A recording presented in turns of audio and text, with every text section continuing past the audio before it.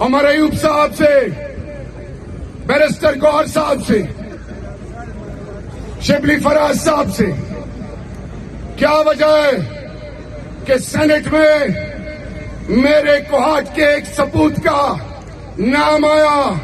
وہ نام کس نے نکالا؟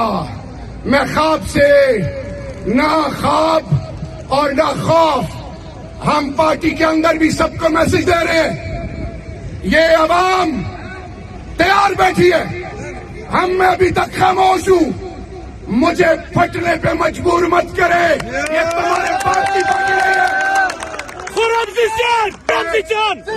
یہ کسی کے باپ کی پارٹی نہیں ہے۔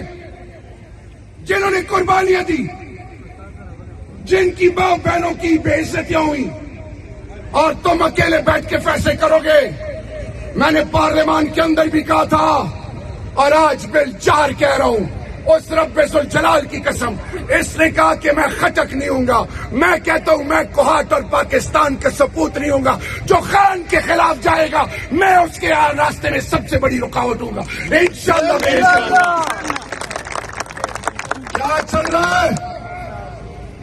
سیاست کرو، ہمیں سیاست نہیں کرنی، ہم نے پاکستان کا مستقبل سوچنا ہے۔ عمران خان اور پاکستان لازم و ملزوم ہیں، اور وہ لوگ دو پہ بیٹھے ہیں پی ٹی آئی کے اندر، آپ سن لو، یہ پارٹی ہماری مقابلہ نہیں کر سکتی انشاءاللہ باذن اللہ۔ یہ ریجیکٹڈ لاٹ ہے، ان کو پاکستانی قوم نے ریجیکٹ کر دیا۔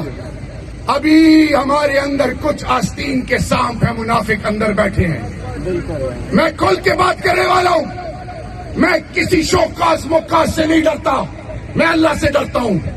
عمر ایوب بھائی آپ کے گھر میں آیا، میں آج علی امین خان سے بھی کہہ رہا ہوں، میں آج پی ٹی آئی کی لیڈرشپ کو کہہ رہا ہوں کہ آج میری فائنل آپ کے لیے میسج ہے، ورکر کو اٹھائیں، لائلسٹ کو اٹھائیں، وہ جو پارٹی کی بنیاد ہے، اوپر پیراشوٹس ریجیکٹڈ ہیں، جنہوں نے خاک کے کمر میں چنے گھونپے، آپ پھر ان کو گلے لگا رہے ہیں، ہم ان کو گلے لگانے نہیں دیں گے۔